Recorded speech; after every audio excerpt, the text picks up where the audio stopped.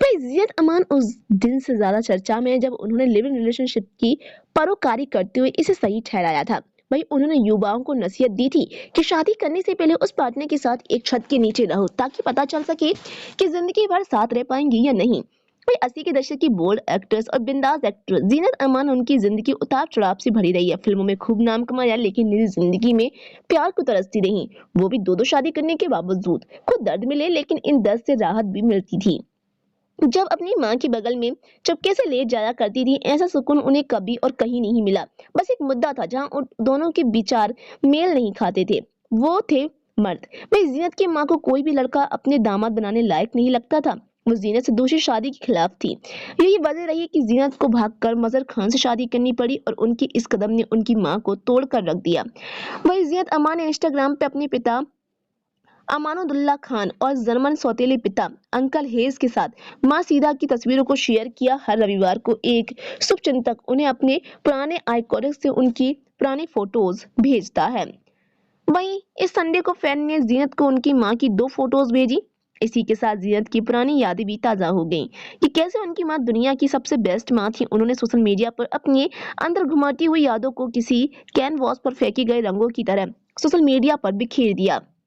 वही जियत अमान ने आगे लिखा, 50 के दशक में उनके माँ और पिता के अलग होने के बाद उन्होंने खुद को बिजनेस सिखाया और एक कामकाजी महिला बन गई। उन्होंने मुझसे सबसे अच्छे बोर्डिंग स्कूल में भेजा और कभी मिलने आने से नहीं चूकती थी। वो बहुत सारे पार्सल साथ लेकर आती थी। जब मैंने एक्टिंग में करियर बनाने का मन बनाया तो उन्होंने अपना काम छोड़ दिया और मेरी मैनेजर बन गई। भाई वो मेरे कॉन्ट्रैक्ट को लेकर बातचीत करती थी, मेरी कमाई इन्वेस्ट करती थी, मेरे टिफिन पैक किए, मेरे स्टॉल को बढ़ावा दिया और मेरे कॉन्फिडेंस को भी बढ़ाया।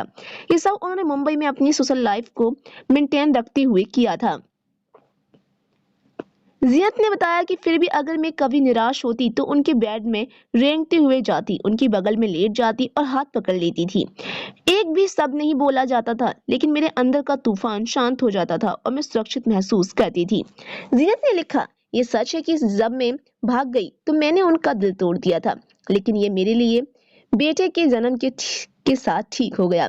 मेरे बेटे का जन्म उसी दिन हुआ था जिस दिन मेरी माँ का जन्मदिन होता है। जब 1995 में माँ का निधन हो गया तो मुझे ऐसा लगा कि मेरे ऊपर से सुरक्षा का पर्दा हट गया। ये तस्वीर मेरे लिए अब और भी ज्यादा कीमती है क्योंकि मैं सिर्फ अपनी यादों में ही उनके सुरक्षित कवच में लौट सकती हूँ। ये मेरी माँ के बारे में थोड़ा सा था। आप अपना बताएं। तो फिलहाल आप इस पर क्या कहेंगे, अपनी राय हमें कमेंट बॉक्स में जरूर बताएं। ऐसी अपडेट पाने के लिए हमारे इस चैनल को सब्सक्राइब करें।